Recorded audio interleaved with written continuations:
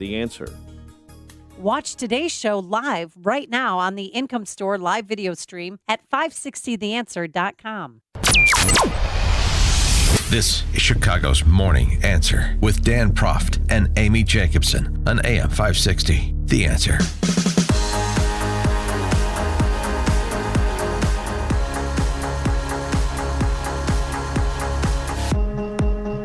Top of the morning, Dan and Amy. Does Ukraine represent the end of Biden? Does it represent the end of Trump? Does it just damage both of them a little bit and we move on to continue the slugfest into 2020? We'll talk to Jim Carafano from the Heritage Foundation momentarily. Here's Rudy Giuliani, who's a central figure in all this because he was dispatched to investigate Ukrainian meddling in the 2016 election. Rudy on Fox News Sunday explaining how this all got started. That is the way the pro-Biden media lines it up. This began with someone coming to me saying, this information can clear your client about the corruption in Ukraine between Ukraine, the Democratic Party, the ambassador, and the FBI agent who investigated the case. But then it morphed into Biden. Inextricably combined, because Biden had the guy fired, Shokin. By the way, his statement's on record. The lazy press could go read it.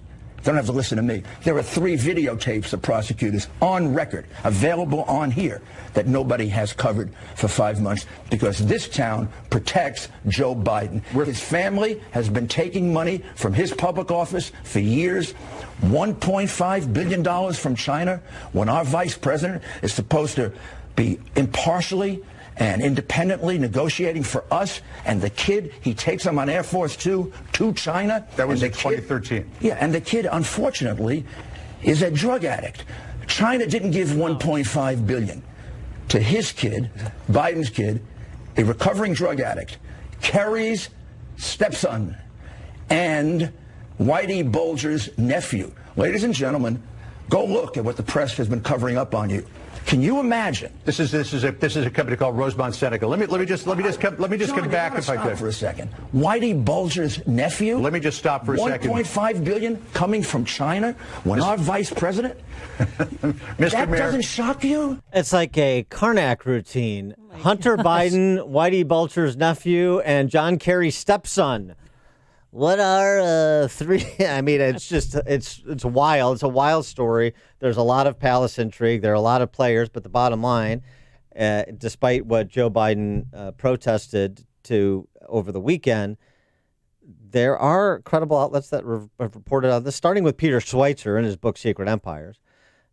And Joe Biden can't explain away the inherent conflict of interest he had to intervene in Ukrainian affairs as a vice president without disclosing at minimum that one of the companies that would be affected by his intervention included Hunter Biden as a board member, and that's Burisma. That's a problem.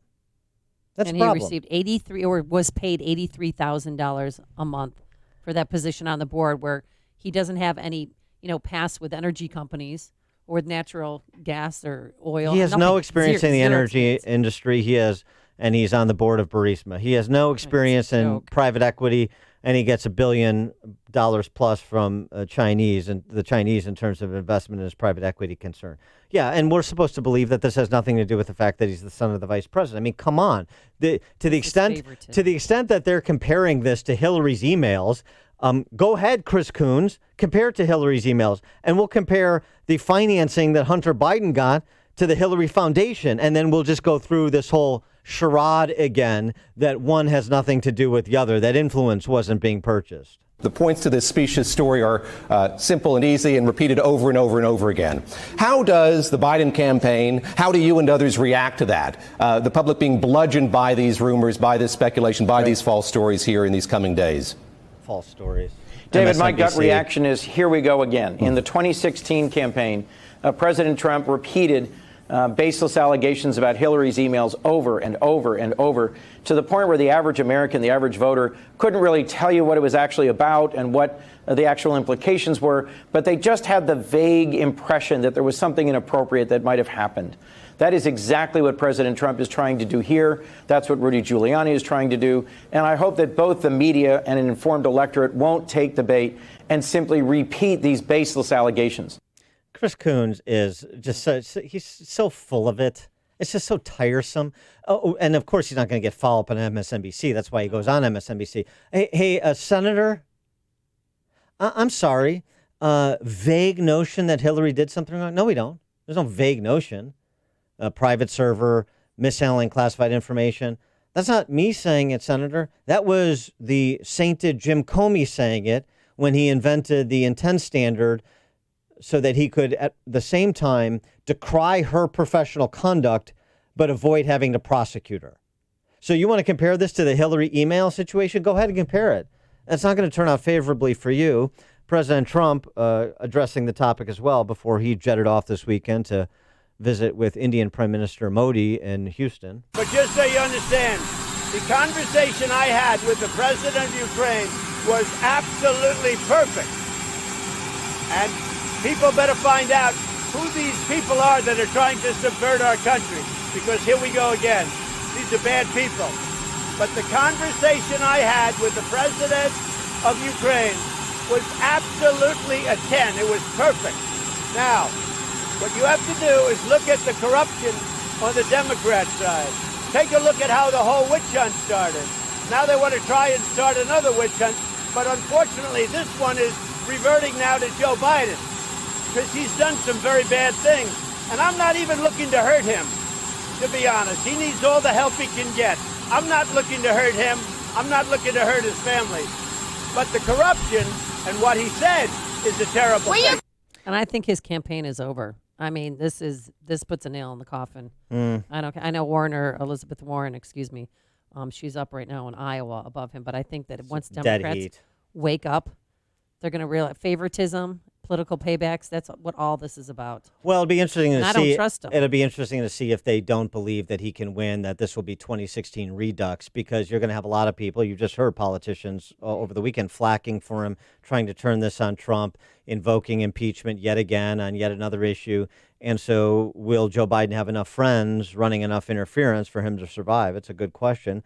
Let's put that to Lieutenant Colonel Jim Carafano, Vice President of the Catherine and Shelby Cullum Davis Institute for International Studies at the Heritage Foundation, author of books including Wiki at War and Private Sector Public Wars. Jim, thanks for joining us. And hey, good to be with you. So was Trump's conversation with the Ukrainian president, Bo Derek, a perfect 10? I mean, how would I know? I mean, how would any of us know? I mean, nobody has seen the transcripts. I mean, there is information out there. I mean, you guys covered a lot of that information out there about what connections the Biden family may or may not have had in Ukraine and what engagement they would have. But in terms of the president, I mean, all we have is kind of people's talk. We don't have any real evidence. And, for me, I'm a foreign policy guy and a nonpartisan one at that. I mean, this is something that belongs in the Justice Department. So, well, President Trump I think we have a lot of opinions and not much else. Yeah. President Trump yesterday said he would give, transcripts of the conversation to a reliable source. Do you think he should, go down that driveway? Because then, if you give them an inch, they'll take a foot, and they'll want his conversations then with Putin and other world leaders. I think I agree with you on that. I mean, I think a president's conversations with foreign leaders is privileged, and releasing that seems to me to set a bad precedent. Look, we do have a clear pattern here. I don't know the facts of this particular thing, but in terms of people creating crimes that the president never committed, and then accusing him of these crimes without any evidence, clearly for a political purpose, and then when that just doesn't pan out, moving on to something else is, I mean, we have lots of precedent for that. So I think the White House should be cautious about these things. With respect to the whistleblower complaint that was filed, is filing with the IG for the intelligence community even appropriate? The president's not a member of the intelligence community.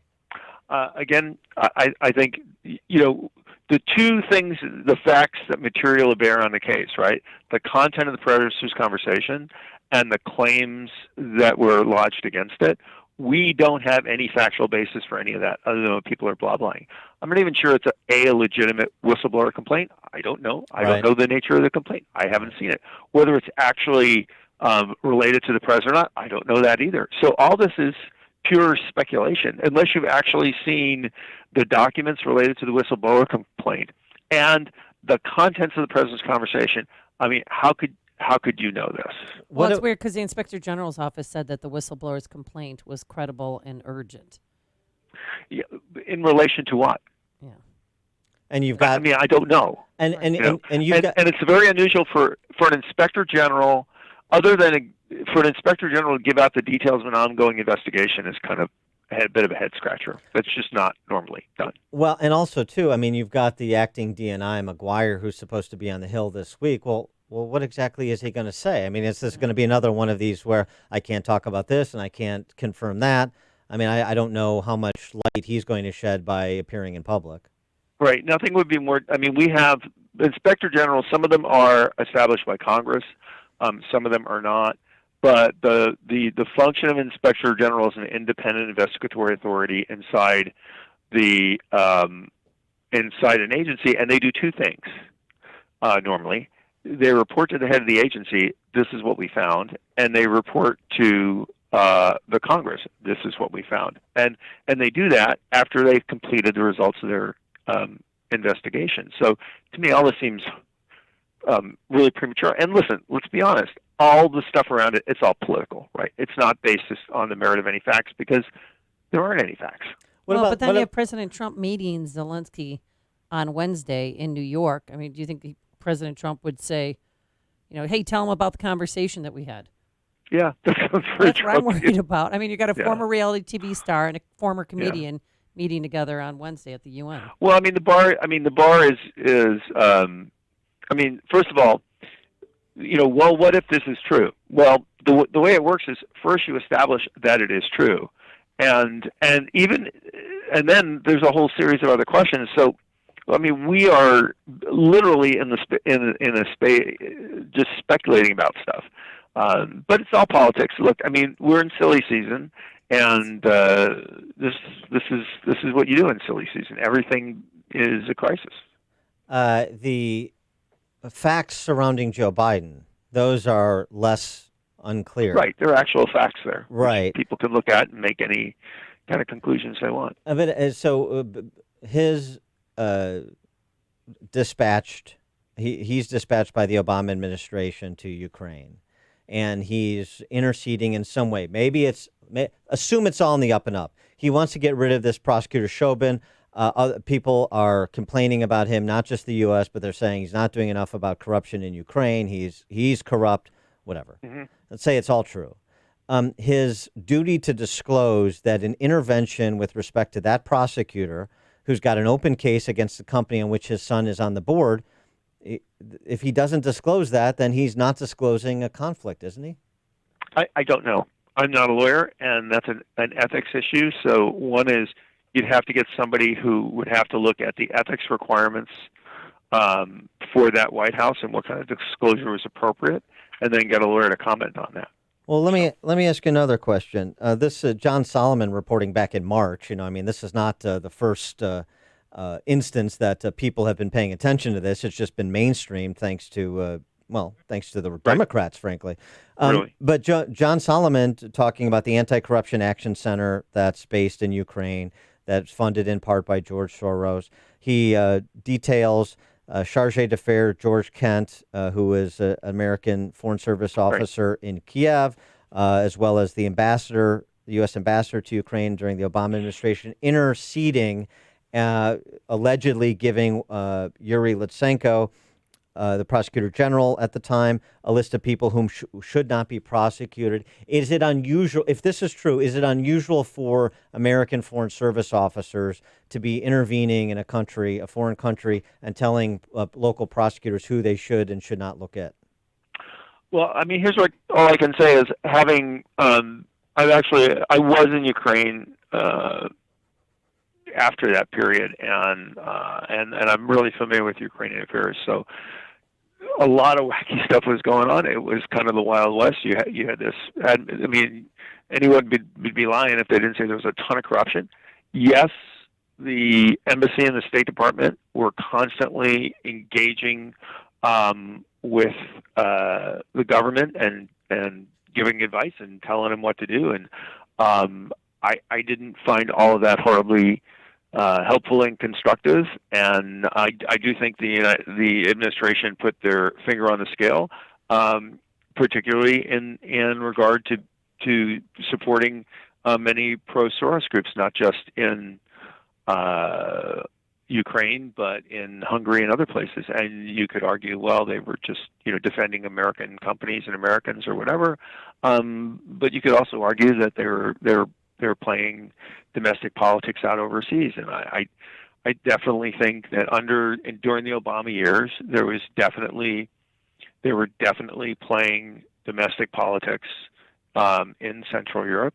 Whether that was all legal or not, you'd have to get a lawyer and have somebody investigate it. But what you're suggesting is what Trump is being accused of, so Biden bragged about it in 2018. He says, basically, I said to the Ukrainians, that prosecutor Shokin, either he goes or the U.S. is going to withhold $1 billion in loan guarantees. So they're accusing Trump of a quid pro quo. They have no idea what was discussed on that call, when Biden has conceded that he was part of a quid pro quo. Right. So here's the issue, which is the U.S. government, as lots of governments do, have put pressure on foreign governments in the past to achieve certain outcomes, including threatening to do stuff or withhold stuff. That's the nature of foreign policy. Unless it is violating a U.S. law, it's not a crime. If it's done in the national interest, you can do that in the national interest and commit a crime, like we had in Iran-Contra. But then, what if you're doing it not for the national interest, but for a political purpose? Is that a violation of the law? Again, I think you'd have to look at what law and what you can actually prove in a court of law. But yeah, did the Obama administration play politics overseas and want outcomes which suited their politics? I had lots of people tell me that was going on in Central Europe, and not just in Ukraine. I want to, before we let you go, I want to get your reaction to this other matter. Pompeo is taking flack for telling former Soviet republics not to provide for the repatriation of Uyghurs from China, this Muslim minority. There's online footage purporting to show hundreds of these Muslim minorities in China blindfolded, shackled as prisoners. And Pompeo doesn't want these other countries to give China cover, essentially. How do you assess that matter? No, I think that's exactly right. There is a major human rights violation going on in China, and the imprisonment of Uyghurs, the destruction of mosques. You laugh, right? You know how people went after Trump and saying he was anti-Muslim or anything else. Here you have the greatest perpetration of abuse of Muslims in modern times, and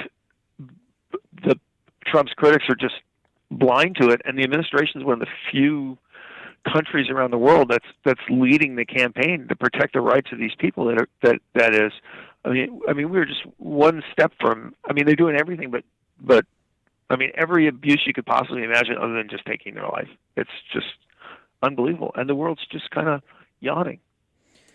Lieutenant Colonel Jim Carafano, VP of the Catherine and Shelby Cullum Davis Institute for International Studies at the Heritage Foundation. Jim, thanks as always for joining us. Appreciate it. Hey, thanks for all the tough questions today, man. Yeah, nice. They're hard. No softballs here, man. All right, thanks again. Do your homework. And he joined us on our turnkey.pro answer line. Listen to podcasts of Dan and Amy from the AM 560 mobile app. Download it today at 560theanswer.com/mobile. Policies issued by American General Life Insurance Company, Houston, Texas. Not available in all states. For details, visit AIGdirect.com. Do you have a family? Would you like to help make sure they'll be taken care of if anything were to happen to you? If you answered yes, you